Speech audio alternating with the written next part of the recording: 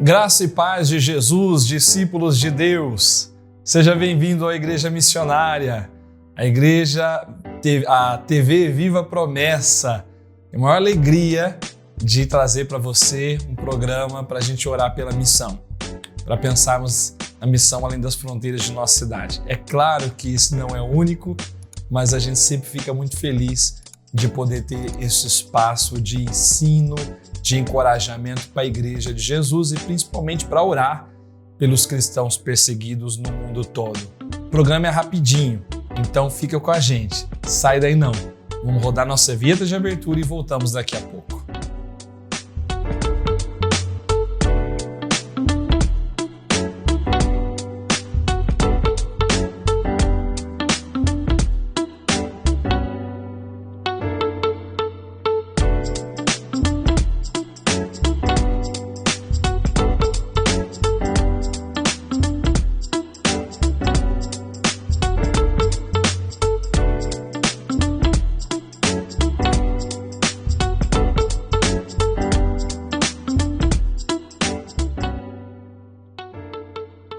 Estamos de volta, felizes com Jesus. Você é amigo da missão? Continue engajado na missão, sendo um amigo da missão também. Acesse o nosso site, amigosdamissão.org, faça sua contribuição e assim você colabora com a TV Viva Promessa, com a nossa grade de programações e com a ampliação de nossos conteúdos para servir bem a Igreja de Jesus Cristo.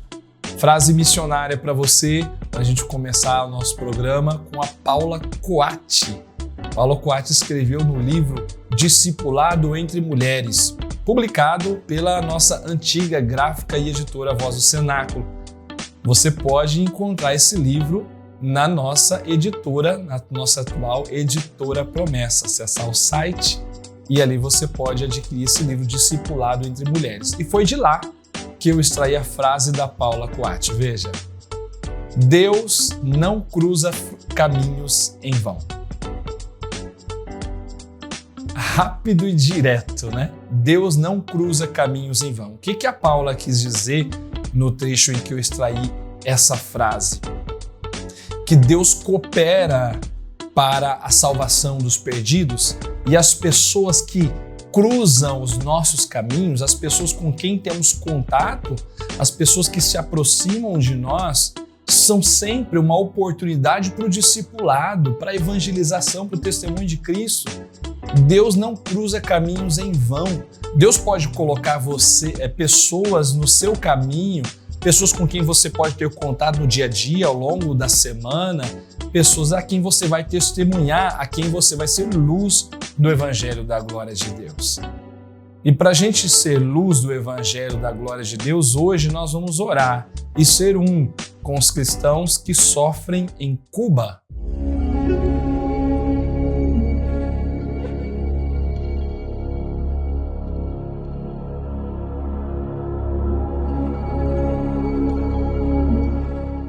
Meus irmãos, Cuba é um país relativamente próximo a nós, fica aqui na América Central e Caribe. Tem uma população de 11 milhões e 300 mil habitantes e o número de cristãos chega a quase aos 7 milhões, 6 milhões e 900 mil. Além de cristãos, existe um número significativo de religiões tribais em Cuba. O regime comunista de Cuba não tolera vozes dissidentes ou quaisquer outras instituições que ganhem influência ou poder. Assim, os cristãos são perseguidos pelas autoridades. Ativistas cristãos ou líderes religiosos que falam contra a corrupção ou questões políticas podem ser detidos e presos. Outros são difamados ou agredidos pelas autoridades e seus simpatizantes. O governo tem um banco de dados de igrejas e pastores considerados contra-revolucionários, mas os cristãos temem que seja outra forma de monitorá-los e controlá-los. A Cuba comunista tem o objetivo de reprimir a religião e reduzir a influência da igreja. Veja, é um país próximo a nós, né? E tem uma realidade tão desafiadora. Os cristãos são oprimidos, as liberdades são restringidas, o regime político é severo, os cristãos são monitorados e nós devemos orar por Cuba para que o evangelho alcance aquela nação.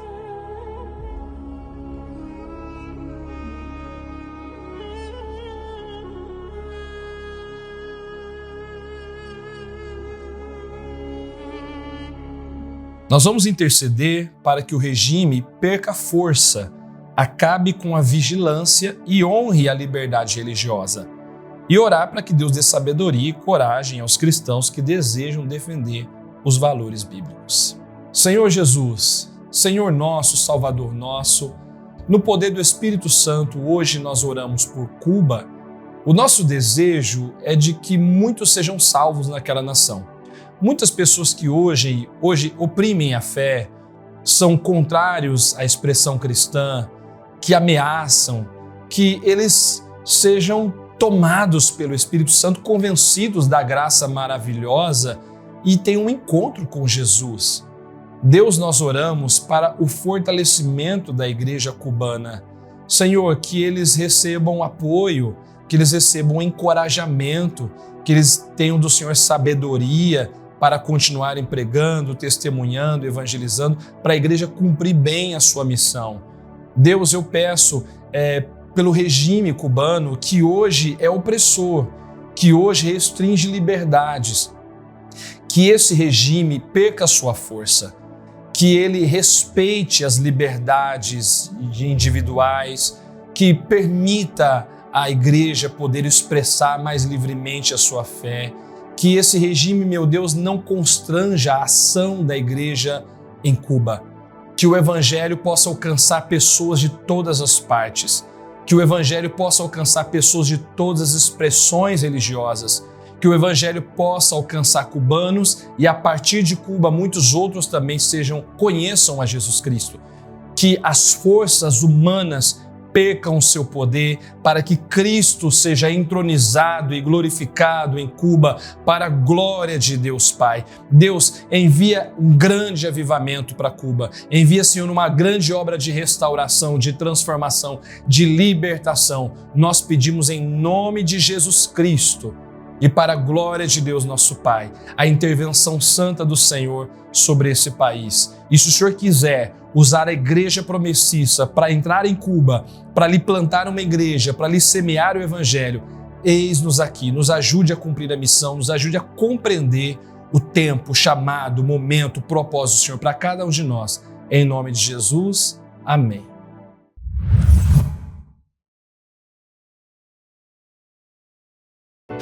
Meus amigos, vamos orar por Cuba. Nossa tarefa é orar por esse país, para que Jesus alcance os cubanos e alcance aquela nação, mude as estruturas que são hoje opressoras, que o Evangelho faça uma grande obra de graça naquela nação. Vamos terminar o programa com o nosso versículo missionário, Salmo 117, versículo 1. Louvem o Senhor, todos os gentios, que todos os povos o louvem. Que todos os povos louvem o Senhor. Que os gentios louvem o Senhor. E os gentios somos nós, aqueles que não são descendentes de israelitas, né? Os gentios somos nós. Fomos alcançados pela graça do Evangelho. E que todos os povos da terra, judeus, gentios, de todas as etnias, de todas as culturas, louvem o Senhor. Que você continue louvando a Jesus, contribuindo com a missão, animado. Vai para a igreja sábado, vai congregar, vai evangelizar, vai no domingo para o culto também. Vai para o pequeno grupo, vai para o estudo bíblico, faz a missão promessista. Esse é o chamado de Deus para mim e para você. Tenha uma ótima semana. No próximo programa, nós seremos com os cristãos que sofrem no Níger. Deus te abençoe, tenha uma linda semana e até a próxima.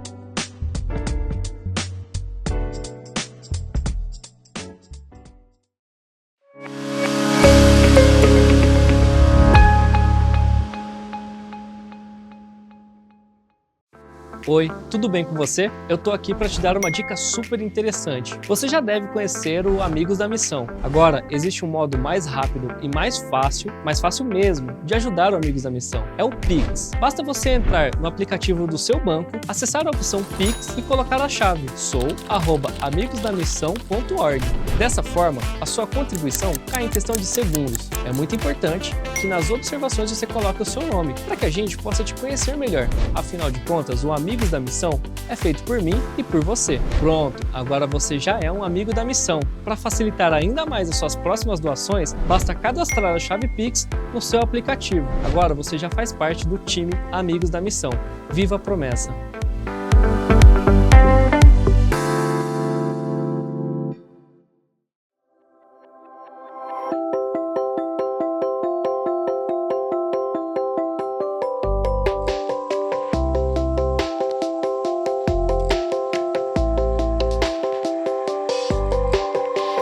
Jesus, porém, disse: Deixe que as crianças venham a mim, não as impeçam,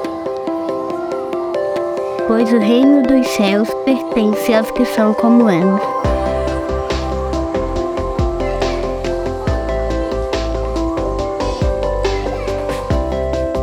Mateus capítulo 19, versículo 14.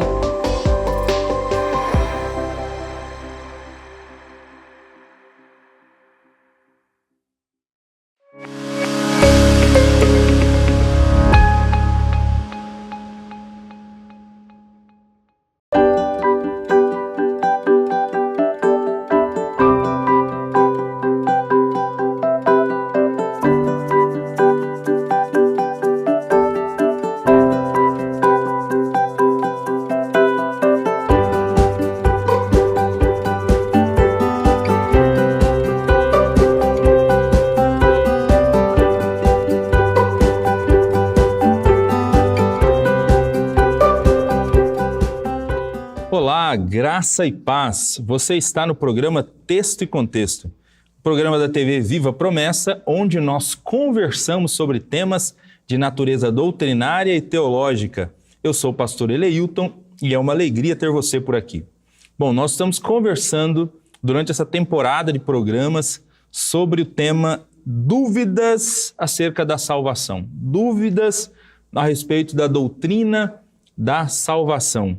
E já fizemos alguns programas onde algumas dúvidas foram apresentadas e nós nos esforçamos aqui para apresentar uma resposta à luz da Escritura Sagrada para essa dúvida. Nós vamos continuar essa série e no programa de hoje, como nós anunciamos na semana passada, nós vamos aprofundar um pouco mais, conversar um pouco mais sobre o tema da apostasia. O que é apostasia? Como a gente pode definir, entender um pouco melhor esse pecado à luz do Novo Testamento, dar uma olhada em alguns textos da Escritura Sagrada.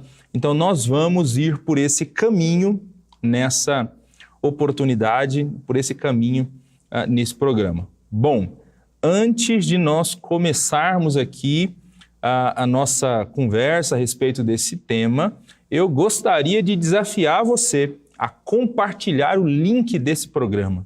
Compartilhe aí com seus amigos, com seus familiares, nos grupos de WhatsApp da sua igreja local, de repente, grupo de WhatsApp da família. Enfim, faça esse programa circular, alcançar mais pessoas para que mais gente também tenha contato com esse conteúdo, seja abençoado, edificado. Quem sabe não tem alguém precisando ouvir um estudo a respeito do tema da apostasia. Então, compartilhe para que essa pessoa seja abençoada também. Bom, nós vamos então começar o nosso programa a respeito desse tema. Vamos falar um pouco a respeito da apostasia e eu quero iniciar recapitulando. Quero iniciar recapitulando aqui esse tema. Bom, nós fizemos já 3 programas com dúvidas sobre a salvação. Então, fizemos um primeiro programa aqui onde nós falamos sobre a eleição. Então, apresentamos o ponto de vista calvinista, arminiano e aquilo que a Escritura Sagrada nos diz sobre eleição. Falamos depois sobre galardão, que é um tema vinculado também à doutrina da salvação, especialmente ao tema da santificação. Então, conversamos aqui num segundo programa sobre galardão. E na semana passada, nós fizemos um programa sobre a perseverança dos santos. O programa tinha como título Uma vez salvo, sempre salvo. Esse era o tema do programa da última semana. Então, já apresentamos esses 3 temas sobre a doutrina da salvação. Se você tem dúvidas sobre algum desses temas e não ouviu os programas, não assistiu os programas Texto e Contexto sobre esses temas, eles continuam disponíveis na playlist do programa Texto e Contexto no canal do YouTube da TV Viva Promessa. Você pode entrar no canal Promessistas Brasil, TV Viva Promessa, e acessar essa playlist, e nós temos ali esses programas à disposição para você assistir novamente, conferir na sua Bíblia o que foi falado no programa, para chegar aí às suas conclusões, à luz do que a Escritura diz sobre cada um desses temas. Hoje, então, nós vamos falar um pouco sobre a apostasia, como entender esse pecado. E por que a gente vai falar sobre apostasia no programa de hoje? Nós vamos retomar um tema que a gente conversou aqui na última semana. Na última semana, no programa Uma Vez Salvo, Sempre Salvo, nós defendemos aqui que um cristão pode sim perder a salvação, que existe uma maneira de um cristão perder a salvação, mas só acontece, ele pode perder a salvação, mas só acontece quando ele comete um pecado, que é o pecado da apostasia. No programa da semana passada, nós falamos aqui um pouco sobre o que acontece com um cristão quando ele comete pecado, quando ele comete um pecado ali no seu dia a dia, Qual que é como fica a posição dele diante de Deus, tá? E apresentamos esse pecado, o pecado da apostasia, como sendo o único pecado capaz de fazer com que uma pessoa perca a sua salvação, que é o pecado da apostasia. Então, hoje nós vamos explorar um pouco mais essa questão, explorar um pouco mais esse tema da apostasia, já que é um pecado tão grave, um pecado capaz de fazer uma pessoa perder a sua salvação. Eu acho que vale a pena, de fato, a gente abrir a Escritura Sagrada e dar uma olhada naquilo que a Bíblia fala sobre esse pecado, com um pouquinho mais de atenção, até para a gente poder ajudar aquelas pessoas que, de repente, podem estar beirando ou caminhando rumo à apostasia. Eu me refiro, obviamente, a cristãos, porque para você se tornar um apóstata, à luz do que a gente entende desse pecado, nós já até anunciamos aqui na última semana a ideia de que a apostasia é uma ruptura com Cristo, quando você vira as costas para Cristo. Então, para você cometer esse pecado, obviamente, você primeiro precisa ser cristão, você primeiro precisa ter abraçado a Cristo em algum momento da vida, para então deixá-lo. Então, por que é importante conversar sobre esse pecado? De repente, existem pessoas que estão no caminho da apostasia, mas ainda não cruzaram a linha, ainda é possível de permanecer do lado de cá, sem cruzar essa linha perigosa que é a linha da apostasia. Então, é importante falar sobre esse pecado, exatamente para podermos ajudar pessoas que estão nessa situação. Pois bem, eu vou voltar aqui então no texto de Hebreus 6, que foi o texto que a gente leu aqui na última semana.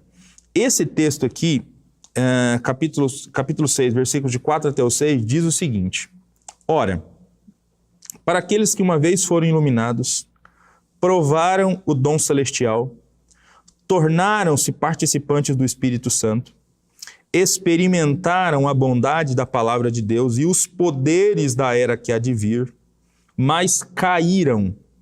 É impossível que sejam reconduzidos para o arrependimento, pois para si mesmos estão crucificando de novo o Filho de Deus, sujeitando-o à desonra pública. Então, depois de exortar os seus leitores para que avançassem rumo à maturidade, o autor de Hebreus anuncia esse perigo real, catastrófico, que é o perigo da apostasia para os cristãos. Veja que o autor de Hebreus, ele estava falando no final do capítulo 5 sobre o perigo da lerdeza espiritual. Né? Gente que não avança na fé, gente que abraça Jesus como Senhor e estaciona. Estaciona e não cresce. Passa ano, entra ano e a pessoa continua da mesma maneira, imatura espiritualmente. Imatura, um crente imaturo, um crente que não consegue entender corretamente a vontade de Deus, um crente que vacila o tempo todo, não consegue avançar, não consegue progredir na fé. Então, é disso que ele trata no final do capítulo 5. Ele fala lá de gente que está precisando de leite ainda, que pelo tempo que fazia que os cristãos já haviam se convertido a Jesus, já era para eles serem mestres, já era para eles terem avançado na carreira cristã, mas eles ainda estavam precisando de leite. Né? Eles ainda precisavam voltar àqueles princípios elementares da fé, como crianças, porque não conseguiram avançar. Aí ele cita, inclusive, no final, no início do capítulo 6, algumas doutrinas, né, desse beabá, desse abecedário da fé. Ele fala sobre arrependimento, sobre batismo, enfim, imposição de mãos, juízo eterno, e diz assim, vocês estão precisando se certificar novamente dessas doutrinas elementares. Era para ter avançado, mas infelizmente vocês estacionaram. Mas perceba que o autor de Hebreus ainda está tratando essas pessoas como cristãs, mesmo imaturas, são cristãos que, por conta dessa imaturidade, por conta dessa vagarosidade espiritual, acabam desagradando a Deus de alguma maneira, mas continuam sendo cristãos. Só que aí, ele aproveita esse ensino dele, para esse trecho aqui, para adverti-los sobre um perigo real, um perigo que eles precisam abrir os olhos, né? Porque estacionando na fé cristã, estacionando na caminhada cristã, eles podem acabar flertando com esse caminho que é o caminho da apostasia. Então, ele diz para esses cristãos, olhem, cuidado, porque aqueles que uma vez foram iluminados, aqueles que provaram o dom celestial, aqueles que se tornaram participantes do Espírito, experimentaram a bondade da palavra, os poderes do mundo que há de vir e caíram, é impossível serem outra vez renovados para arrependimento. Ele não disse que isso aconteceu já com aqueles cristãos. Isso pode acontecer se eles não tomarem cuidado, se eles continuarem estacionados na fé, né? E de repente começarem a ir perdendo o vigor, perdendo o ânimo, né, para as atividades da vida cristã. Então, exatamente nesse contexto, ele anuncia esse perigo catastrófico para os seus leitores, o perigo da apostasia, o perigo de cair aqui nesse texto. Então, assim, ó, como nós já afirmamos aqui, a partir desses versículos aqui, é impossível dizer que esse texto não está tratando de cristãos, tá? Existem algumas pessoas, aquelas que defendem que uma vez salvo, sempre salvo, que é impossível uma pessoa perder a salvação e que nem por meio da apostasia alguém pode perder a salvação. Então existem pessoas que vão dizer o seguinte, que na verdade essas características que o autor de Hebreus apresenta são características que podem estar presentes na vida de alguém que quase foi salvo, mas ainda não foi. De um religioso. Então, ser iluminado, provar o dom celestial, se tornar participante do Espírito, enfim. Eles dão uma explicação de que essa descrição, na verdade, é uma descrição de alguém que quase foi salvo, mas que ainda não foi. Seria apenas um religioso. Ou, na melhor das hipóteses, se for a descrição de um cristão, então ele está fazendo a descrição de um cristão, né? E está dizendo, ó, se fosse possível um cristão cair, ele jamais poderia voltar. Mas assim, ele estaria tratando aqui só como uma possibilidade remota, que nunca vai acontecer porque é impossível um cristão cair. Nós não concordamos com nenhuma dessas duas visões que eu acabei de apresentar. Por quê? Primeiro, é claro que o texto está falando de cristãos. Gente, é forçar demais você querer dizer que a iluminação do Espírito, experimentar dom celestial, se tornar participante do Espírito, isso aqui tudo é descrição de cristãos. Cristãos. Todos nós que fomos salvos um dia por Jesus, nós somos iluminados. O nosso entendimento foi iluminado para a gente entender as verdades do Evangelho, quando o Evangelho foi pregado para que a gente pudesse abraçar Jesus como Senhor da nossa vida. Nós provamos o dom celestial, o dom do Espírito, porque o Espírito passou a viver em nós, a morar em nós. Nós provamos as bênçãos da salvação, nós provamos, né? Nós experimentamos a boa palavra de Deus e os poderes da era que há de vir. É até interessante essa expressão aqui, porque à luz do Novo Testamento, quando uma pessoa é salva, ela já começa a experimentar as bênçãos da era futura, porque a era futura invadiu a era presente e nós já experimentamos as bênçãos da era futura. Então isso aqui é a descrição de um cristão, não tem como dizer que isso aqui não é uma descrição de um cristão, é um cristão. E o texto é claro para cristãos.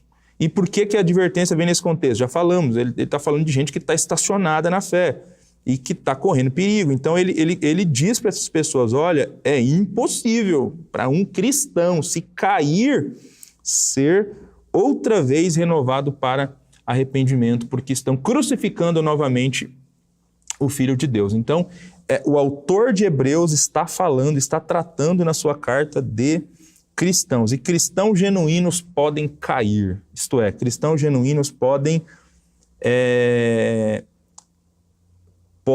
ir para o caminho da apostasia. Perceba que cair nesse texto aqui não é uma referência a pecar de maneira geral. Como nós sabemos, à luz da palavra de Deus, cristãos pecam. Cristãos pecam. Aquele que diz que não comete pecado é mentiroso, de acordo com João. Então nós pecamos, nós erramos no nosso dia a dia. Mas é óbvio que cair aqui não é uma referência a esses pecados do dia a dia, porque o texto fala que quem caiu é impossível ser outra vez renovado para arrependimento. Então quem cometeu esse pecado aqui, que ele está chamando de cair, não pode mais se arrepender novamente, não vai se arrepender novamente, não vai voltar a esse status anterior de salvo, né, de iluminado, de participante do Espírito.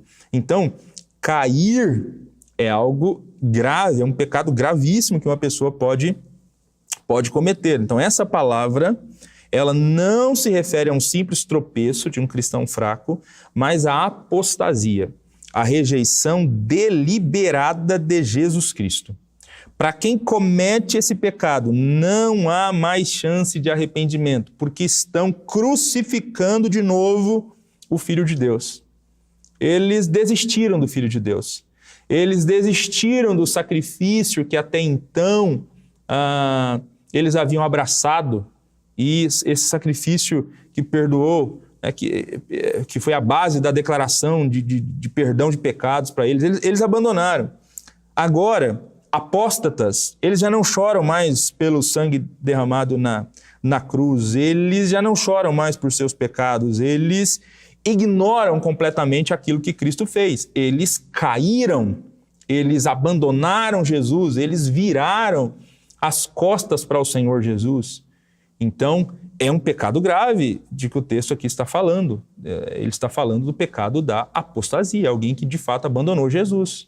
Era cristão e agora foi para o ateísmo, era cristão e agora vai para um judaísmo, daquele judaísmo não messiânico, que não acredita mais que Jesus é o Messias. Enfim, é alguém que vira as costas para Jesus e abandona completamente o Senhor Jesus e vai para esse caminho da apostasia. Cair aqui diz respeito a repudiar a salvação. Para esses é impossível renovar outra vez para arrependimento. Por quê? Uma das coisas que acontece quando nós cremos em Jesus é que nós nos tornamos participantes do Espírito. O Espírito passa a viver em nós. E nós só somos salvos porque um dia o Espírito trabalhou em nós para nos convencer do pecado, da justiça e do juízo. Foi por isso que a gente abraçou a fé, porque o Espírito teve que iluminar o nosso entendimento para que a gente pudesse abraçar a fé. Uma vez que o Espírito se retira, o Espírito deixa de contender conosco. O Espírito deixa de fazer esse trabalho de iluminação. É exatamente por isso que essa pessoa que se apostatou nunca mais vai desejar Jesus. Ela não vai querer mais andar nos caminhos de Jesus, porque o Espírito se retirou. Então, é impossível que ela seja outra vez renovada para arrependimento. Se alguém passou um tempo fora da igreja e voltou, é sinal de que essa pessoa não chegou a ser um apóstata. Então, isso aqui é importante porque quando a gente fala de apostasia, nós estamos falando de um pecado grave, gente. Nós estamos falando de um pecado de alguém que abandonou Jesus. Então, não é simplesmente deixar de congregar, deixar de ir à igreja, né? Até porque uma pessoa que frequenta cultos, né, que frequenta a igreja e deixa de frequentar a igreja, pode ser por pelo menos duas razões. Pode ser porque essa pessoa, ela, quando passou aqui pela igreja, pela primeira vez, ela não era convertida de fato. Nós falamos no programa da semana passada de cristão nominal, de gente que aceitou Jesus, que recebeu Jesus como Senhor, né? Disse Senhor, Senhor, mas que nunca Jesus conheceu, que nunca foi cristão de verdade. Foi uma profissão de fé verbal, mas o coração nunca pertenceu a Jesus, nunca se converteu, nunca experimentou regeneração. Até porque não existe meio convertido, né? Então, ou a pessoa se converteu ou não se converteu. Então, era um cristão nominal, e é óbvio, aí um cristão nominal, qualquer coisa pode afastá-lo da igreja, deixou de frequentar. E aí, de repente, em algum momento da vida, teve um encontro real e genuíno com Jesus. E aí agora voltou. Então, essa cena que eu acabei de escrever não contraria o que o autor de Hebreus diz, porque aqui nós não estamos diante de um apóstata, porque essa pessoa não se converteu realmente ao Senhor Jesus, né? E agora existem cristãos genuínos também, que por conta de algumas decepções com a igreja institucional, com a igreja local, né? Porque a igreja é composta de gente, a igreja é composta de ser humano, e ser humano ainda não glorificado, ser humano que comete pecado, né? Ser humano que desliza, ser humano que se fere um ao outro, que magoa um ao outro. Não era para acontecer, mas infelizmente, hora ou outra, isso acaba acontecendo. Então, de repente, por conta de alguma chateação, essa pessoa acabou se afastando da comunidade, mas ainda permanece crente no Senhor Jesus, ainda não abandonou Jesus. Vai ser muito mais difícil viver a vida cristã longe da comunidade ou longe do grupo dos discípulos, porque a fé cristã é uma fé que foi feita para ser vivida em comunidade. Os discípulos de Cristo ajudam-se mutuamente quanto mais o dia se aproxima. Inclusive, o próprio autor de Hebreus diz que não é para deixar de congregar, como é costume de alguns, porque a gente vai se ajudando, encorajando um ao outro, quanto mais o fim se aproxima. Tá? Mas, enfim, pode acontecer de um cristão genuíno que está ferido e ele está afastado da comunidade, mas ele ainda continua crendo no Senhor Jesus, ele ainda continua se importando com a vontade de Deus, mesmo afastado aqui da comunidade. Então isso aqui não é um apóstata, tá? Eu faço questão de frisar isso porque eu vou falar algumas coisas sobre um apóstata aqui à frente e de repente, se você tem a imagem de uma pessoa assim, uma pessoa que simplesmente deixou de congregar e já entender que ela é um apóstata e aí não vai orar mais porque essa pessoa não tem mais perdão, então assim, cuidado. Quando a gente fala de apostasia, nós estamos falando de um pecado muito sério. É alguém que deliberadamente rejeitou Jesus, abandonou Jesus, não quer mais saber de Deus, não quer mais saber de Cristo, zomba, né, de quem acredita em Jesus ou de quem acredita em Deus. Ele foi salvo um dia, ele chorou pelos seus pecados um dia, mas agora ele zomba do Senhor Jesus que um dia o havia alcançado. Então é um pecado muito grave, o pecado da apostasia, tá? Apostasia é essa ruptura completa da relação com Jesus, não é resultado de uma decisão rápida, isso aqui é importante, mas de um processo de endurecimento gradual dentro da mente, que se cristalizou agora em uma atitude constante de hostilidade a Jesus. Por que o autor de Hebreus está fazendo está apresentando esse perigo para os cristãos? Exatamente porque ele está percebendo que eles não estão avançando, que eles estão meio estacionados na fé. E ele sabe que a apostasia é um pecado gravíssimo, mas não é um pecado que você toma do dia para a noite, que você comete do dia para a noite. Então, hoje eu sou um cristão verdadeiro, piedoso, que faça a vontade de Deus. Amanhã eu acordei e não quero mais Jesus. Nada faz sentido mais para mim e eu não quero mais Deus na minha vida. Isso não acontece assim do dia para a noite. A apostasia, ela é um processo em que a pessoa, por N razões, vai abandonando Deus, vai abandonando a sua vontade, vai abandonando a sua palavra, deixa a igreja, deixa a comunidade, depois deixa de orar, deixa de ler a Escritura e vai indo até chegar o momento em que Deus não tem sentido nenhum mais. E Jesus não tem sentido nenhum mais para a pessoa. Então ela comete o pecado da apostasia. Então é um processo a apostasia. Por isso o autor de Hebreus está fazendo aqui essas severas recomendações para os leitores. Ele vai dizer também no capítulo 10 da carta dele o seguinte: se vivermos deliberadamente em pecado depois de termos recebido o pleno conhecimento da verdade, já não resta sacrifício pelos pecados. Pelo contrário, certa expectação horrível de juízo e fogo. Esse texto aqui, ele está falando de apóstatas. Se você der uma olhada no contexto da carta, ele está falando de apóstatas, de gente que caiu, de gente que abandonou Jesus e agora vive deliberadamente em pecado, depois de ter conhecido a verdade. Porque quem conhece a verdade não vive deliberadamente em pecado. João diz, aquele que está em Cristo não vive deliberadamente em pecado. Então essa pessoa aqui é uma pessoa que conheceu Jesus e abandonou Jesus. Abandonou o Evangelho. É o apóstata que agora vive deliberadamente em pecado. Por que que resta apenas expectação horrível e juízo de fogo? Porque é impossível ser outra vez renovado para arrependimento. Então veja o quanto esse pecado é um pecado grave. Esse pecado é o pecado imperdoável dos evangelhos. Lembra que os evangelhos, todos eles, Mateus, Marcos, Lucas, eles falam de um pecado que não tem perdão. O texto de Marcos diz assim, mas aquele que blasfemar contra o Espírito Santo não tem perdão para sempre, visto que é réu de pecado eterno. Não tem perdão nem nesta vida e nem no porvir. Nem nesta vida e nem no porvir, dizem algumas versões bíblicas. Quem blasfema contra o Espírito Santo. Então, esse texto aqui é um texto que fala sobre a apostasia. E por que é chamada de blasfêmia contra o Espírito também a apostasia?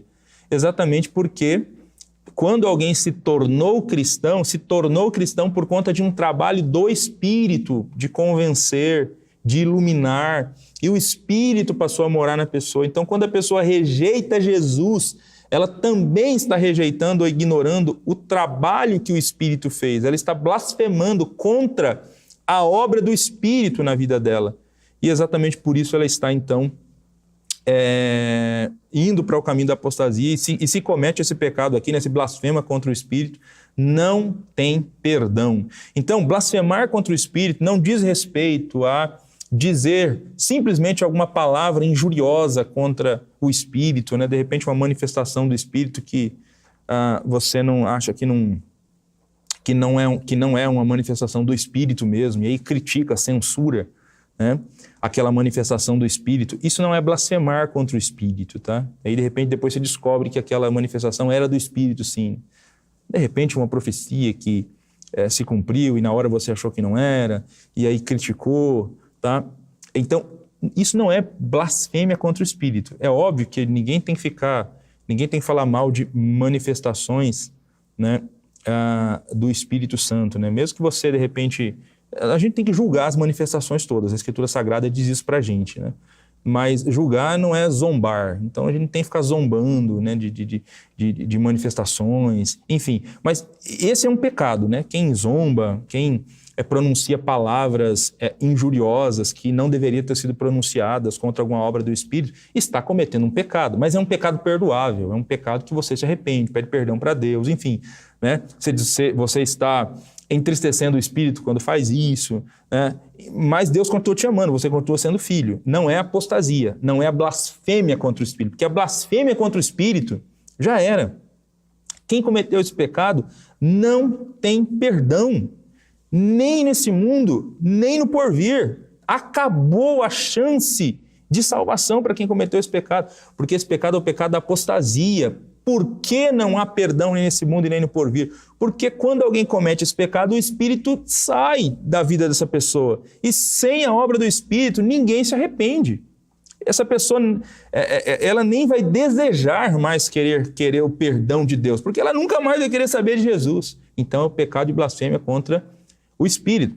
Se você der uma olhada no contexto dessas falas de Jesus, quem está falando, quem está participando dessa conversa onde Jesus faz essa afirmação, são os líderes religiosos da época de Jesus, que estavam acusando Jesus de expulsar demônios pelo príncipe dos demônios. Então Jesus sabia que o que eles estavam fazendo era muito grave, era muito sério. Eles são líderes religiosos, eles são gente tarimbada, são gente que conhece a Escritura Sagrada. E Jesus sabe que eles estão a um passo de cometer esse pecado aqui, que é o pecado da blasfêmia contra o Espírito. Eles estão a um passo de cometer isso aqui. Então Jesus os alerta, cuidado. Porque aquele que falar alguma coisa contra o Filho pode ser perdoado, mas o que blasfema contra o Espírito, esse não pode ser perdoado, nem nessa era e nem no futuro. Então está aqui um texto que fala também sobre a blasfêmia no Espírito Santo. Sobre a apostasia, melhor dizendo. Bom, a apostasia é esse pecado imperdoável e é tão séria a apostasia que olha o que diz 1 João capítulo 5, do 16 ao 18. Se alguém vir seu irmão cometer pecado que não leva à morte, ore, e Deus lhe dará vida. Refiro-me àqueles cujo pecado não leva à morte. Então, é óbvio, João está falando aqui de pecados que os cristãos cometem no dia a dia. Então, os pecados que a gente comete no dia a dia. Ele disse nessa mesma carta dele que aquele que diz que não comete pecado é mentiroso.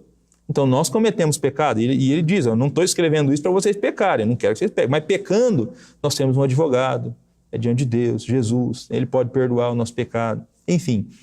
E aí ele chega no final da carta e diz, você está olhando o irmão, é um pecado que não leva à morte? Ore. Há pecado que leva à morte. Não estou dizendo que se deva orar por esse. Toda injustiça é pecado, mas há pecado que não leva à morte. Sabemos que todo aquele que é nascido de Deus não está no pecado. Aquele que nasceu de Deus o protege e o maligno não o atinge. Então, João está falando de um pecado que gera morte. Aqui ele está falando de morte eterna, de morte espiritual. Ele está falando da apostasia. Então, João está dizendo o seguinte, se a pessoa cometeu algum pecado, mas é um pecado que não leva à morte, todo pecado é injustiça, todo pecado desagrada a Deus, então ore por essa pessoa, ore, ajude.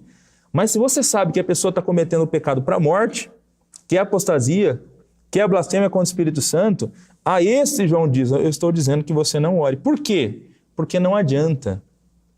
Aqueles que caíram, é impossível serem outra vez renovados para arrependimento. Blasfêmia contra o Espírito Santo, não tem pecado nem nesse mundo e nem no porvir. Então não adianta orar. Não adianta orar por quem cometeu o pecado da apostasia. Por isso que eu disse a princípio que é um negócio sério a apostasia. Que a gente tem que entender bem o que é apostasia, para de repente não dizer e afirmar que alguém está cometendo esse pecado. Eu citei há pouco ali, pelo simples fato de deixar de congregar, né? Porque é sério. A pessoa que cometeu a apostasia, ela não tem perdão. E João diz que não é nem para orar por essas pessoas, né? Então, gravemos bem isso, gravemos bem o que diz a Escritura Sagrada sobre esse pecado, né? Eu quero, caminhando aqui para o final desse programa também, lembrar que no final dos tempos a apostasia aumentará significativamente. Paulo diz que quando estiver próximo do anticristo se manifestar, antes daquele dia, 2 Tessalonicenses 2, versículo 3, antes daquele dia virá apostasia e então será revelado o homem do pecado e filho da perdição. Então, uma apostasia generalizada antes da grande tribulação. E muita gente nesse período vai abandonar Jesus. Então, acho que é importante a gente orar a Deus mesmo, pedir que Deus nos guarde, que Deus guarde os nossos filhos, que Deus guarde o seu povo, né? Porque a Escritura Sagrada deixa claro, quanto mais o fim se aproxima, uma das marcas que vai inaugurar esse período do fim, a grande tribulação, será uma apostasia generalizada. Infelizmente, muitos cristãos desertarão da fé. Muitos cristãos abandonarão a fé antes de iniciar a grande tribulação. Então, é importante conversar e falar sobre esse tema. E quando começar a grande tribulação, aí todos esses apóstatas, todas essas pessoas que de fato viraram as costas para o Senhor Jesus Cristo, eles vão se deleitar no pecado e na mentira. Paulo vai dizer que nesse período ele fará uso de todas as formas de engano da injustiça para os que estão perecendo, porquanto rejeitaram o amor à verdade que os poderia salvar. Por essa razão, Deus lhes envia um poder sedutor, a fim de que creiam na mentira e sejam condenados todos os que não creram na verdade, mas tiveram prazer na injustiça. Se você olhar o Apocalipse, quanto mais Deus castiga nesse período do fim, na grande tribulação, mais as pessoas blasfemam contra Deus e não se arrependem dos seus pecados. Eles sofrem, eles sabem que é um castigo de Deus, mas eles não se arrependem dos seus pecados, dos seus homicídios, dos seus adultérios, das suas fornicações. Eles não se arrependem. Eles preferem continuar no pecado, porque eles tomaram a decisão de abandonar Jesus, porque eles cruzaram a linha da apostasia. Então eles não vão se arrepender mesmo. É por isso que quando começa esse período da grande tribulação, não existe mais conversão. Não existe mais conversão, não existe ninguém mais chegando até o Senhor Jesus, porque são apóstatas. É uma grande geração de ímpios e de apóstatas, né? De cristãos também, que abandonaram a fé, que abandonaram o Senhor Jesus. Bom, como conciliar essa ideia de apostasia com eleição, que a gente falou lá no primeiro programa? Eu queria chamar a sua atenção para 2 Tessalonicenses 2,13, é que depois que Paulo fala da grande apostasia, dessa geração de apóstolos do final dos tempos, ele diz assim: entretanto, devemos sempre dar graças a Deus por vós, irmãos amados pelo Senhor, porque Deus vos escolheu desde o princípio para a salvação, pela santificação do Espírito e fé na verdade. Lembra que a gente falou lá atrás sobre a eleição?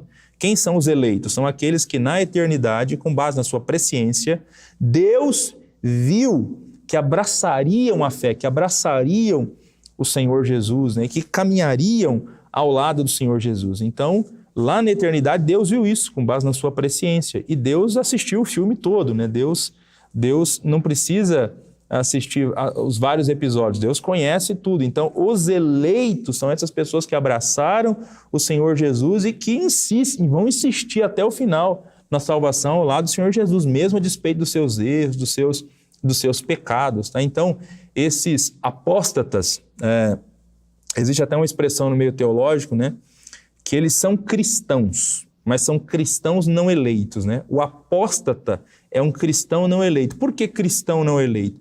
Porque ele vai experimentar todas as bênçãos da salvação. Então, por um período, ele será um cristão, né? Ele experimentará o que um cristão experimenta, as bênçãos que um cristão experimenta. Mas ele vai desertar no meio do caminho, ele vai se apostatar, né? Então, isso prova que ele, de fato, lá na eternidade, não era de fato um eleito. Né? Nosso desafio, então, 2 Tessalonicenses 2,15, portanto, irmãos, permaneçam firmes e apeguem-se às tradições que lhes foram ensinadas, quer de viva voz, quer por carta nossa. Eu termino com esse desafio de Paulo, aqui em 2 Tessalonicenses 2, onde ele fala da grande apostasia. Né? Permaneça firme ao lado do evangelho do Senhor Jesus Cristo, mesmo sabendo que a apostasia é uma realidade, é uma possibilidade, que a gente permaneça firme, pregando sempre o Evangelho de Jesus. E cuidemos também da lerdeza espiritual, cuidemos também de viver uma vida cristã em que a gente não progride, em que a gente não caminha, em que a gente estaciona. Esse é o desafio que o autor de Hebreus apresentou para a gente aqui também. Diante disso, nós vamos orar, pedir a bênção de Deus sobre a nossa vida. Nós já estamos caminhando aqui para o final do nosso programa. Eu queria convidar você, onde você estiver aí agora, que você ore a Deus junto comigo. Se não puder orar, se não puder fechar os seus olhos, concentre seus pensamentos em Deus. Eu queria orar pela sua vida. Senhor, nós glorificamos o Teu nome, meu Pai, por mais essa oportunidade que o Senhor nos concede. Nós estudamos hoje aqui a Tua palavra, estudamos sobre o tema da apostasia e suplicamos para Ti, meu Deus, que o Senhor continue guardando o Teu povo, dando entendimento para o Teu povo, meu Deus, e que esse pecado, que é um pecado tão terrível, tão nefasto, um pecado que afasta de maneira definitiva um filho seu do Senhor, é um cristão do Senhor. Pai, ajuda-nos, Deus, ajuda-nos a pregar sempre o Teu puro e genuíno evangelho, para que os Teus filhos permaneçam sempre firmes ao Teu lado, Senhor Jesus Cristo. Eu não sei se tem alguém me ouvindo agora que está no caminho da apostasia. Gente que está trilhando essa estrada perigosa, que não cruzou o caminho ainda, mas está trilhando essa estrada perigosa, que já tem achado pouco sentido em servir o Senhor, que já tem achado pouco sentido em servir o Senhor Jesus, em ler a Escritura Sagrada, em orar, em estar com a comunidade de cristãos chamada igreja. Senhor, eu quero pedir a bênção do Senhor para essa pessoa, meu Pai, no nome de Jesus. Usa esse programa e usa vidas também. Coloca um cristão lá ao lado dessa pessoa, meu Deus, para continuar insistindo e pregando o Teu evangelho, para que esse Teu filho e essa Tua filha, Deus, que de repente estejam nesse caminho, sejam relembrados das bênçãos gloriosas que é estar salvo em Ti, Senhor. Que é ter sido alcançado por Ti, Senhor. Que é ter sido justificado por Ti, regenerado por Ti. Pai, no nome de Jesus, eu suplico ao Senhor a Tua bênção para esse Teu filho e para essa Tua filha. Amém, Senhor. Amém, Jesus. Amém, irmãos. Nós chegamos ao final de mais um programa Texto e Contexto. É mais um programa da série Dúvidas sobre a Doutrina da Salvação. Na próxima semana, se Deus permitir, nós estaremos aqui novamente e nós vamos para o último programa dessa temporada sobre dúvidas acerca da salvação. E nós vamos falar um pouquinho aqui na próxima semana sobre e depois da morte, né? Sobre a questão futura envolvendo a salvação, especialmente ligada aqui ao castigo dos ímpios, tá? Como eu disse, nós estamos só pensando algumas doutrinas, alguns temas que existem questionamento, e nós vamos falar um pouquinho sobre a aniquilação dos ímpios na próxima semana. Então não perca o próximo programa. Deus continue abençoando a sua vida, abençoando a sua família. Fique firme aí nos programas da TV Viva a Promessa e que o Senhor Jesus guarde cada dia mais a sua casa.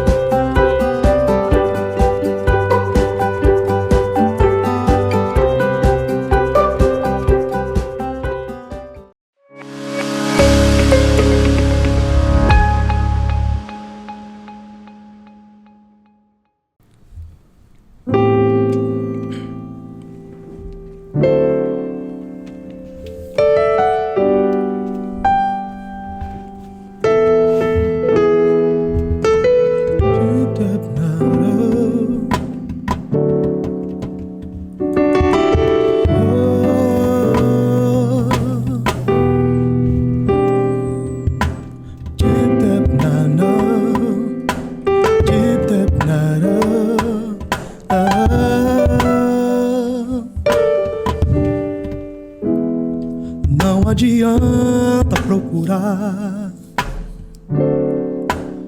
Jesus é o caminho.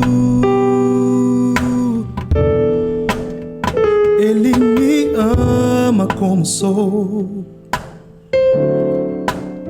e também me perdoa.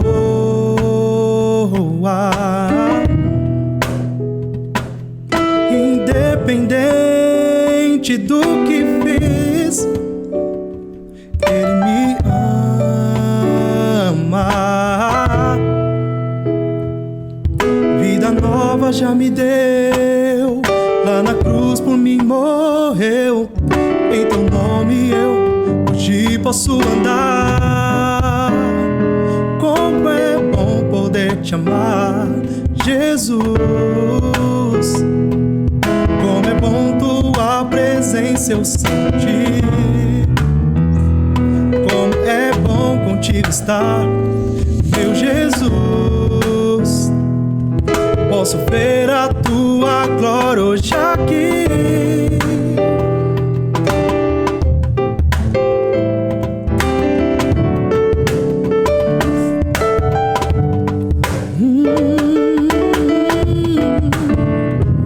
Não adianta procurar, Jesus é o caminho. Não adianta procurar, batendo em portas, caminhos errados que não levam a Deus, não. Não adianta procurar, Jesus é o caminho. Ele mesmo prometeu vida nova lá no céu, ao que permanecer firme até o final. Mas tem de bom ânimo, Jesus venceu. Tem de bom ânimo,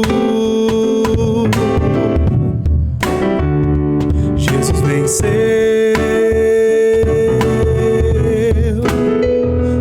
Como é bom poder te amar, Jesus. Como é bom tua presença eu sentir. Como é bom contigo estar, meu Jesus. Posso ver a tua glória hoje aqui. Como é bom poder te amar, meu Jesus. Como é bom tua presença eu sentir. Como é bom contigo estar, meu Jesus. Posso ver a tua glória hoje aqui.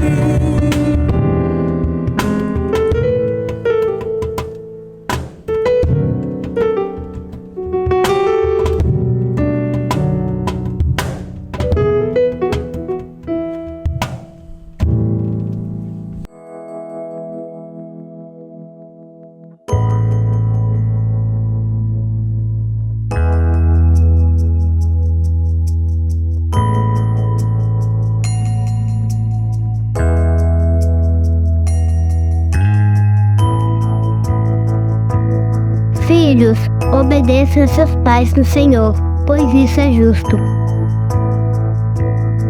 Honra teu pai e tua mãe. Este é o primeiro mandamento com promessa, para que tudo te corra bem e tenhas longa vida sobre a terra.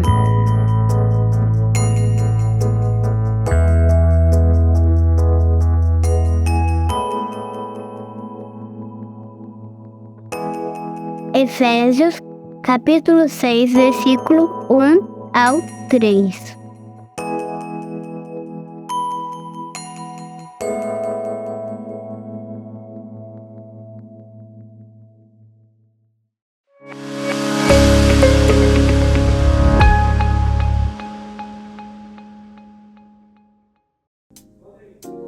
Fala, povo abençoado, tudo bem com vocês? Bem-vindo ao programa Mais Valor. Hoje nós vamos falar sobre mitos e verdades sobre educação financeira. Tá joia? Eu estou muito feliz, meu coração se enche de gratidão, estamos aí se aproximando do final do ano e eu sou muito grato por tudo que Deus fez na minha vida através do programa Mais Valor, através da TV Promessa, né? Viva Promessa, através do contato de vocês, da convivência com vocês. Então eu sou muito grato, porque esse ano Deus me deu o privilégio de escrever meu primeiro livro, Como o Dinheiro Funciona.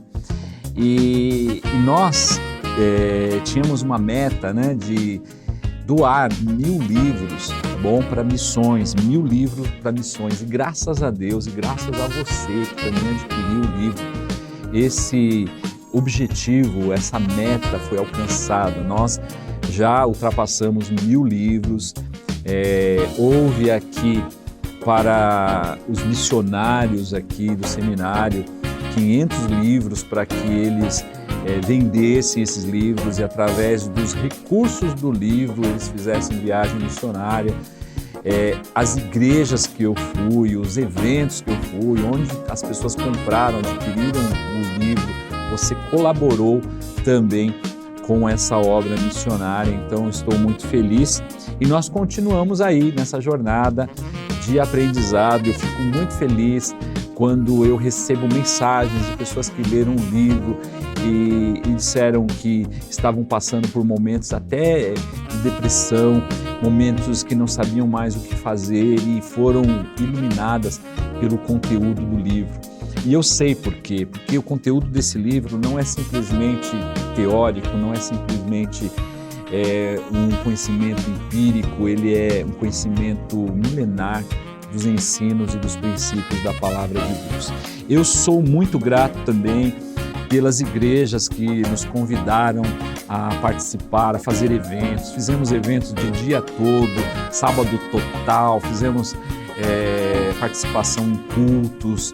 E eu quero aqui rapidamente agradecer a todas as pessoas envolvidas nesses projetos. Eu quero agradecer o pessoal lá de Rondônia, no retiro de carnaval, estivemos ali juntos 5 dias, foi top demais.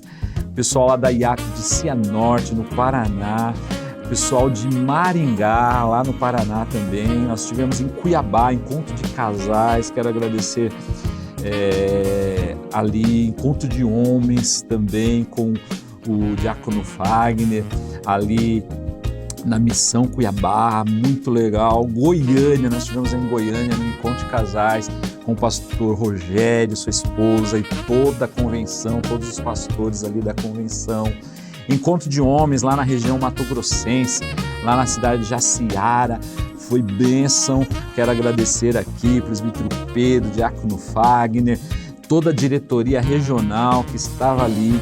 Bom, encontro de casais da Vila Maria, tá? Um ministério tremendo que é liderado ali pelo Elias, pela Lia. Parabéns, muito legal, já é o segundo encontro que a gente participa com eles. Encontro de homens da Vila Maria também foi top. E as igrejas aqui que nós, aqui de São Paulo, né? Quarto Centenário, Vila Holanda, Santo Amaro, Santa Emília, Vila Medeiros, tá? Jandaia, Itaquera, Jardim Célia.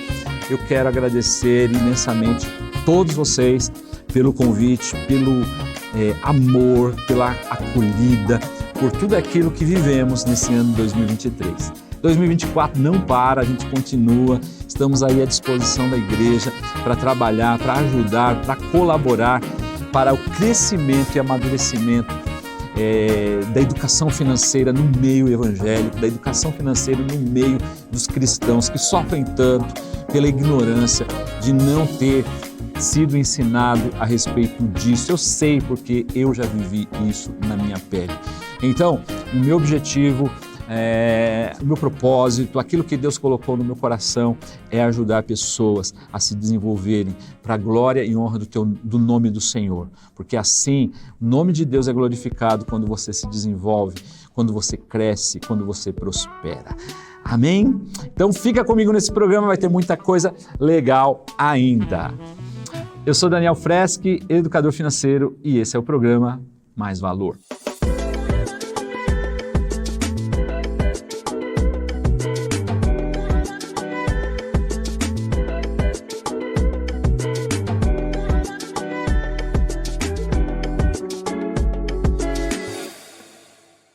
Vamos lá, falar de mitos e verdades sobre educação financeira. O que é um mito? Um mito é uma oposição à verdade. É algo que parece verdade, mas não é. É algo que eu tenho muitas vezes como uma verdade, mas na verdade é uma falsidade, E o nosso inconsciente foram gravados muitos mitos, muitas inverdades que nós temos como verdades absolutas. Crenças que foram colocadas na nossa mente e essas crenças foram mentiras que foram gravadas no nosso subconsciente e nós tomamos atitudes sem pensar, porque está lá nas raízes do nosso cérebro e nós, sem pensar, nós fazemos coisas que não estão programadas a fazer. Nós fazemos até coisas que nós não queremos fazer. Por exemplo, quem viveu em um lar em que os pais brigavam, em que os pais xingavam um ao outro, havia xingamentos, havia violência, havia guerra, havia falta de amor. Qual a crença que uma criança que vive num lar desse, lá no subconsciente dela, qual crença que ela vai ter? Que casamento é bom ou ruim? Ruim, casamento é ruim, porque casamento traz dor para ela. Ela vai lembrar que o casamento dos pais dela traziam dor, traziam ressentimento, traziam ódio. E esse pensamento interno vai fazer muitas pessoas às vezes não quererem nem se casar, ou terem aversão ao casamento inconscientemente. Isso é provado pela psicologia. Com relação ao dinheiro, mesma coisa. Se você viveu uma vida escassa, uma vida com falta de recursos, você viu seu pai trabalhar demais, sua mãe trabalhar demais, e mesmo assim vocês não tinham condições financeiras boas, qual a crença que você vai ter? Que trabalhar muito. Eu vou ter que trabalhar muito mesmo, mais do que meus pais para conquistar, porque eles trabalhavam muito e não conseguiram ainda alcançar. Eu vou ter então uma crença que dinheiro é difícil. Dinheiro é muito difícil. E na verdade não é. Na verdade você precisa entender como o dinheiro funciona. Você precisa entender como as coisas funcionam. Então existem mentiras que foram colocadas em nós, que nos impedem de fazer o que precisa ser feito. Olha só, Provérbios 23:7 diz assim, como imagina na sua mente, assim você é. A maneira como você imagina, assim você é. Assim você é. Eu gostaria de ler aqui um texto da palavra de Deus em Oséias capítulo 4, verso 6, que ele diz assim, a respeito do conhecimento. Ele diz assim, eis que o meu povo está sendo arruinado. Está dizendo aqui, eis que o meu povo, Deus está falando, o meu povo está sendo arruinado porque lhe falta conhecimento da palavra. Porquanto fostes negligentes no ensino, ele está falando para os sacerdotes, vocês não ensinaram. Vocês não ensinaram. O povo está sem conhecimento. E, portanto, o povo está sofrendo porque não tem o conhecimento, porque vocês não ensinaram o povo. Então, nós estamos aqui, não só no programa Mais Valor, mas todos os programas, trazendo conhecimento, trazendo ensino, para que você aplique isso e para que você não sofra. Para que você não sofra. Hoje, portanto, eu estou trazendo aqui, nesse dia de feriado, trazendo para você alguns mitos que estão na sua cabeça como verdade que estão te travando. E o primeiro deles, olha só, o primeiro deles diz assim, para lidar com o dinheiro é preciso ter conhecimento de matemática. Tem gente que fala assim, né? Eu não sei matemática, por isso que eu não sou bom financeiramente. E eu te digo que isso é um mito porque você não precisa conhecer matemática para ser bom com educação financeira. Porque você certamente conhece pessoas que não sabiam nem ler, mas sabiam mexer com dinheiro, sabiam contar o dinheiro, sabiam negociar, sabiam lidar com esse recurso, mesmo não conhecendo matemática. Você precisa, matemática, saber mais e menos, dividir em vezes, porcentagem. Então, são situações do dia a dia que você convive todo dia com dinheiro e você sabe que se você juntar R$100 mais R$100, você tem 200. Se você tem 200 e você precisa passar com esses R$200 10 dias, você vai saber que você não pode gastar tudo hoje. Então, lidar com dinheiro não tem a ver com matemática, tem a ver com o quê? Comportamento. Comportamento. As pessoas, eu já disse isso, as pessoas pedem para mim uma planilha. Você tem uma planilha boa? Daniel, tem uma planilha boa? Planilha top, que vai me ajudar. Não adianta planilha. Não adianta planilha. O que você precisa entender é que tem que mudar o comportamento da sua vida. Comportamento, você não precisa fazer um curso de matemática. Não. Você precisa mudar comportamento, mudar atitude, mudar postura, mudar estilo de vida, ter controle emocional. É isso. É isso. E é isso que não é ensinado nas escolas. O quê? Você aprende uma fórmula lá que nunca vai usar na vida, nunca vai usar na vida. Pensa nas equações de segundo grau, geometria, você estudou pedras, qual a pedra, urânio, mercúrio, isso, aquilo, coisa que você não vai usar nunca na vida. Por quê? Porque você precisa estudar o que realmente vai te dar crescimento, o que vai mudar, o que vai dar aquilo que você precisa. Então não precisa, não é desculpa você que não sabe nada de matemática dizer que está enrolado financeiramente por conta da matemática. Não coloca a culpa na matemática. É comportamento, é comportamento. Segunda coisa, educação financeira é só para quem tem dívidas. Bom, quem tem dívidas precisa estudar educação financeira. É um mito. Não, educação financeira é para todo mundo, para criança, para jovens, para pessoas mais maduras, pessoas idosas. Educação financeira é para todos, porque enquanto estivermos vivendo nessa terra aqui, nós vamos lidar com dinheiro. Então, educação financeira é para você conseguir realizar um sonho. Educação financeira é para você chegar à sua aposentadoria com mais tranquilidade. Educação financeira é para você aprender a investir de forma correta. Educação financeira é para você multiplicar os seus bens. Educação financeira é para você aprender a ganhar mais, a gastar menos, a doar, a poupar, a investir. É tudo isso. E tudo isso é comportamental, tá bom? Comportamental. Então, todo mundo precisa de educação financeira. Educação financeira não é só para ricos. Olha, terceiro mito, educação financeira é só para quem quer ficar rico. Eu não quero ficar rico, então não preciso. Tá, sua escolha, tá? Não quer ficar rico. Mas eu vou te dar uma notícia. Você que não quer ficar rico, você já é rico, não tem jeito. Você já é rico. Quantas bênçãos você tem e nem vê. Por exemplo, você é milionário. Você tem filho? Tem?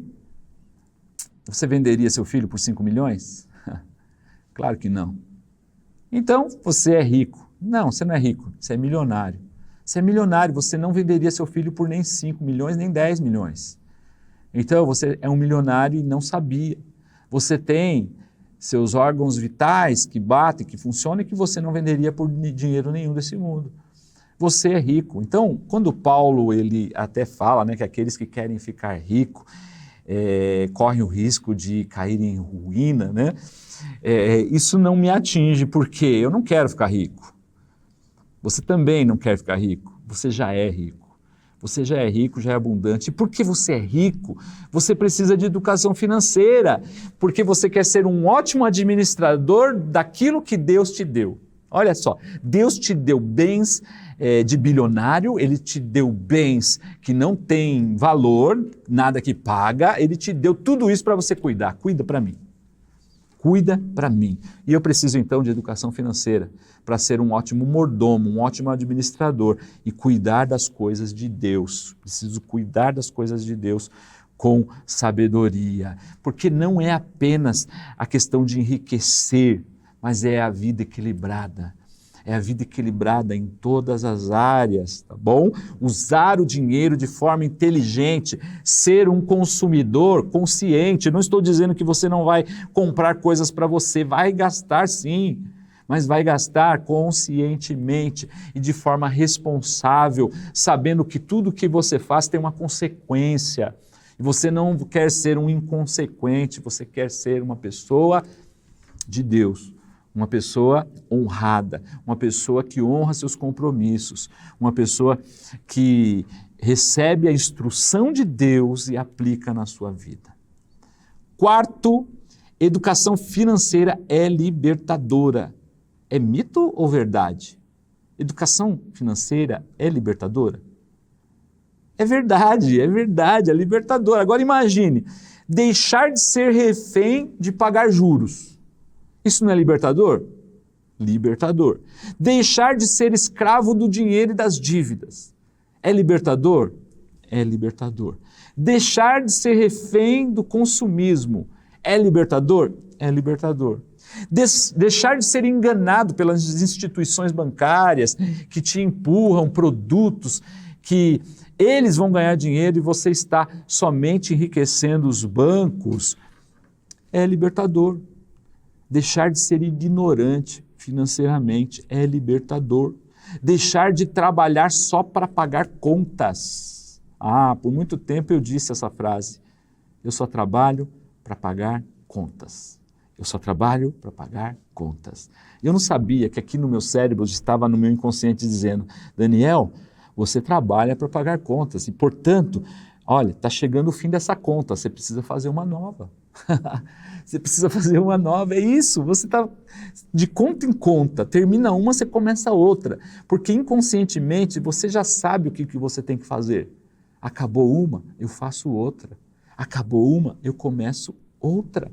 Agora, quando eu deixo de fazer isso, quando eu deixo de ser escravo do dinheiro, isso é libertador ou não é? É libertador. Então eu preciso estudar educação financeira. Quando você tem uma educação financeira equilibrada, isso afeta todas as outras áreas da vida. Melhora todas as áreas. Não é que o dinheiro ele é assim mágico, que o dinheiro ele é a coisa mais importante, que o dinheiro é a fonte da felicidade. Não, o dinheiro não é. As pessoas que têm muito dinheiro, elas vão dizer isso. Não, o dinheiro não é a fonte da felicidade. Não. A família, sim. Deus, sim. A minha carreira, sim. Os meus valores, sim. Isso traz felicidade, mas que o dinheiro ajuda bastante, né, pessoal? Olha só, dinheiro, ele não traz felicidade, mas ajuda bastante. Agora, falta de dinheiro traz felicidade? Você pode ter aí uma crença, rico não é feliz. Rico não é feliz. Eu conheço uma pessoa rica, mas ele é rancoroso, ele vive bravo, emburrado. Rico não é feliz. E eu te pergunto, pobre é feliz? Nem sempre. Tem rico feliz, rico infeliz, tem pobre feliz e pobre infeliz. Dinheiro não tem nada a ver com isso. Dinheiro não tem nada a ver com isso. Eu vou falar em outros programas que dinheiro tem a ver. Mas o que o dinheiro ajuda, por exemplo, o dinheiro ajuda na saúde? Ajuda. Você ter um bom plano médico, você poder pagar um nutricionista, um nutrólogo, você poder comprar lá uns suplementos alimentares, você poder se alimentar mais saudavelmente. Você sabe que para se alimentar de forma saudável, às vezes precisa gastar um pouco mais, comprar alguns produtos que são mais caros. Então, o dinheiro ajuda na saúde? Ajuda na saúde. O dinheiro ajuda no casamento? Com certeza, não seja hipócrita. Ajuda. Você dar um presente para sua esposa, você tirar umas férias, uma lua de mel com a sua esposa. Vai ajudar o casamento? Vai ajudar. Vai ajudar. Então, não seja hipócrita achar que o dinheiro não é importante. Ele é importante. Ele não é o mais importante, mas ele é importante. Ele não pode ser ignorado. Se você tiver a crença que dinheiro não é importante. Você não dominar o dinheiro, ele vai te dominar. Ele vai te dominar. O meu povo perece. O meu povo sofre por falta de conhecimento. Conhecimento legítimo. Conhecimento que está na palavra de Deus. Conhecimento é fundamental, educação é fundamental em todas as áreas. E olha só, Salomão, ele pediu o que para Deus? Sabedoria. Ele não pediu dinheiro, ele não pediu fama, ele não pediu a derrota dos inimigos, ele pediu o quê? Sabedoria. É com sabedoria que a gente conquista as coisas. É estudando, é estando aqui como você está hoje, estudando aqui, ouvindo esse conteúdo, é aplicando isso nas nossas vidas que a gente cresce. E quando eu estou aqui falando com vocês, eu estou aprendendo. Então é compartilhar conhecimento, é você também sair daí e começar a compartilhar conhecimento com as outras pessoas e começar a crescer e fazer as outras pessoas crescer e nós criarmos assim uma grande onda de crescimento e prosperidade em nosso meio, nas pessoas que estão ao nosso redor, Olha só, conhecimento compartilhado, ele só multiplica. Já viu aquela história? 2 homens vindo pelo mesmo caminho, carregando um pão. Em algum momento eles se cruzam e trocam de pão. E aí eles vão por caminhos opostos, cada um carregando um pão. Eles trocaram de pão e cada um agora carrega um pão. Agora 2 homens pelo mesmo caminho, e cada um com uma ideia. E eles vêm, eles se encontram e trocam ideias. E quando eles continuam o caminho, cada um deles caminha com 2 ideias. Então, ideias compartilhadas, conhecimento compartilhado, sabedoria compartilhada é multiplicada na vida das pessoas.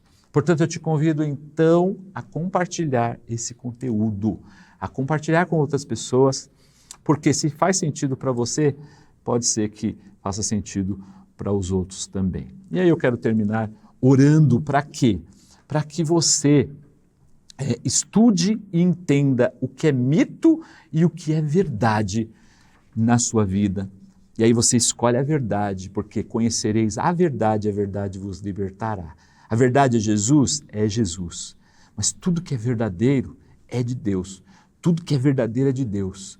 Então não seja enganado pelos mitos, pelas falsidades, por aquilo que não é verdadeiro. Porque às vezes você está seguindo algo achando que é verdade e você está sendo guiado por uma falsidade e não está obtendo resultado por conta disso. Então quero orar para que você seja livre de toda falsidade e você se apegue à verdade, porque é só a verdade que nos liberta. Pai, em nome de Jesus, eu oro, te agradeço por esse programa. A tua palavra diz que nós conheceremos a verdade nos libertará. E nós lhe pedimos, Senhor, que venhamos entender o que é realmente verdadeiro, o que devemos seguir, o que devemos aproveitar de tudo aquilo que já aprendemos na vida. Senhor, em nome de Jesus, abre mentes e corações para entender a verdade que está na tua palavra, seguir essa verdade e chegar ao conhecimento. Cresçamos em tudo, a estatura perfeita, de varão perfeito, que é Cristo. Em nome de Jesus, Senhor, que as tuas bênçãos estejam sobre todas as famílias da tua igreja, Senhor. Que as bênçãos do Senhor estejam sobre todos os lares, Senhor. Esse final de ano, que nós tenhamos motivos, como temos, para agradecer a Ti, sermos gratos por tudo que o Senhor fez nesse ano e já te louvar pelo que farás no ano de 2024. E que seja assim para a tua glória e para teu louvor, em nome de Jesus te pedimos. Amém. Amém, meus irmãos. Que Deus te abençoe. Feliz ano novo. Tudo de bom para você e sua família. E nos vemos no próximo programa, no próximo ano, se Deus quiser.